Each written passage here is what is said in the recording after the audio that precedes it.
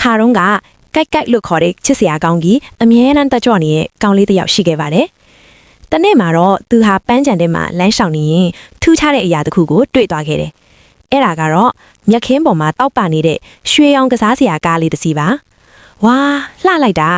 ကိုက်ကအံ့ဩဝမ်းသာစွာနဲ့ကောက်ယူလိုက်ပါတယ်။သူဒါမျိုးအယမ်းလိုချင်နေခဲ့တာပါ။ကိုက်ဟာအဲ့ဒီကားလေးကိုအင်ကြီးမတော်သည်တင်ညာလုံးပျော်ပျော်ပပကစားခဲ့ပါတယ်။ဒါပေမဲ့သူ့စိတ်ထဲမှာတော့ဒါဘသူပစီဖြစ်မလဲဆိုရဲအတွေးလေးကခဏဝင်နေခဲ့လေနောက်တနေ့မှာတော့ပန်းကြံထဲကခုံတန်းလေးပေါ်မှာကောင်းလေးတစ်ယောက်ဝမ်းနဲ့ပလစ်ငိုနီကားကိုသူတွေ့လိုက်ရပါတယ်